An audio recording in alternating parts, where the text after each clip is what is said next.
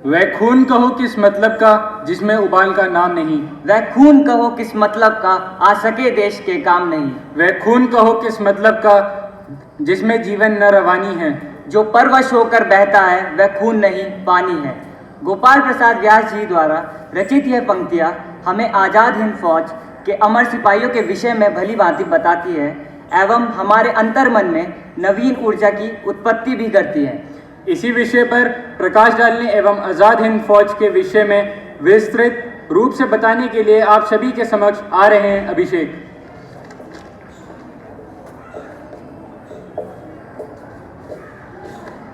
आदरणीय प्रधानाचार्य जी, विद्वान शिक्षकगण एवं मेरे प्रिय सहपाठियों, सुप्रभात। आज मैं कक्षा 12वीं मानविकी का छात्र अभिषेक आज़ाद हिंद फौज के 78वें स्थापना दिवस पर अपने कुछ विचार प्रस्तुत करने जा रहा हूँ। नेताजी सुभाष चंद्र बोस ने आज़ाद हिंद फौज की स्थापना 21 अक्टूबर 1943 में की थी। दक्षिणी एशियाई, जापान, बर्मा, मालदीव में रहने वाले प्रवासी भारतीयों से इसका गठन किया गया था। 43,000 सैनिकों के आज़ाद हिंद फौज का कदम कदम बढ़ाया जा इत्तेहाद, इम्तिहाद और कुर्बानी, यह आदर्श वाक्य या लोगो था। इस विशाल सेना का उद्देश्य अंग्रेजों के साथ युद्ध कर भारत को स्वतंत्रता दिलाना था। नेताजी सुभाष चंद्र बोस के अलावा अन्य देशभक्त भी देश की स्वतंत्रता के लिए जान हथेली पर रखकर कार्य कर रहे थे। नेताजी सुभाष चंद्र बोस के पूर्वी एशियाई पहुंचने से 1 वर्ष पूर्व देशभक्त भारतीयों ने भारतीय स्वाधीनता आंदोलन का संगठन करने के लिए बहुत प्रयास किए थे। मोहन सिंह की पहल पर इवाइची फुजीवारा नामक एक जापानी अधिकारी के सहयोग एवं समन्वय से आईएनए यानी इंडियन नेशनल आर्मी की कमान मोहन सिंह के हाथों में आई। उस समय इंडियन इंडिपेंडेंस लीग के नेता रास बिहारी बोस थे।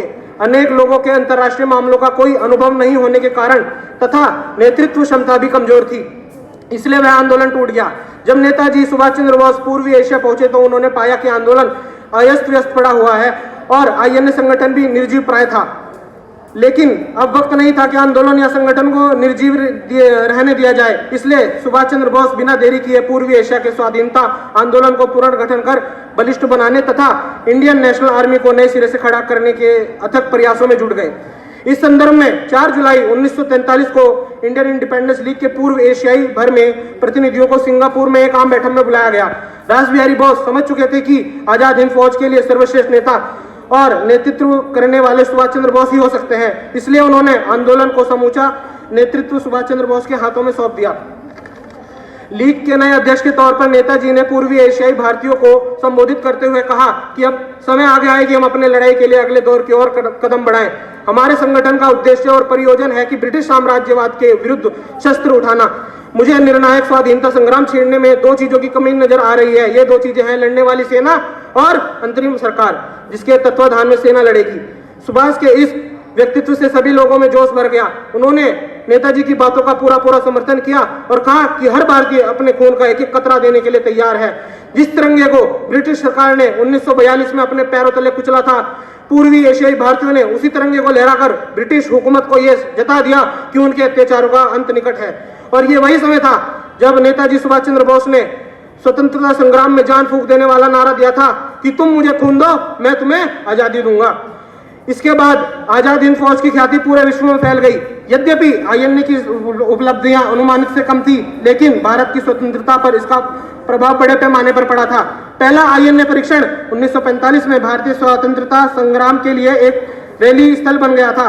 ब्रिटिश इतिहासकार क्रिस्टोफर बैली ने बाद में कहा था कि आईएनए 1945 में अपने पतन के बाद अंग्रेजों का बहुत अधिक शक्तिशाली दुश्मन बना गया था। इसके अलावा परीक्षणों के बड़े पैमाने पर राजनीतिक प्रभाव भी पड़े थे। 1947 में भारतीय स्वतंत्रता के रूप में इसका फलस्वरूप देखने को मिला।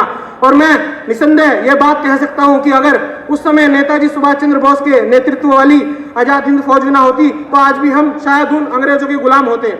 अतः अंत में मैं आजाद हिंद फौज की कुर्बानियों पर अपनी कविता के द्वारा श्रद्धा सुमन अर्पित करना चाहूंगा। वर्षों पहले भारत माँ की एक अकेली सेना थी। वर्षों पहले भारत माँ की एक अकेली सेना थी। आजाद हिंद था नाम उसका, देश का वह गहना थी। नेताजी चंद्र थे, नेता जिसके मतवालों की टोली थी। उबाल मारता रक्त उसका, चलो दिल्ली की बोली थी। पथ पथ चलता सैनिक जिसका मरने को तैयार था। आजादी के नाम मरेंगे कहने से जिसे प्यार था। अंग्रेजों को खूब रुलाया इन फौजी मतवालों ने, झूठ फरेब छल अपनाया फिर इन चोर फिरंगियों ने। अंग्रेजों के सीने चीरे ऐसी इनकी गोली थी, अंग्रेजों के सीने चीरे ऐसी इनकी गोली थी। इतिहास का पन्ना नहीं वह खून की रंगोली थी। आजादी के नाम चढ़ गई ऐसी इनकी छाती थी। हिंदुस्तान में रहते थे बस उनकी एक यही ख्याति थी। देश का सच्चा इतिहास मिटाया अपने ही गद्दारों ने, देश का सच्चा इतिहास मिटाया अपने ही गद्दारों ने।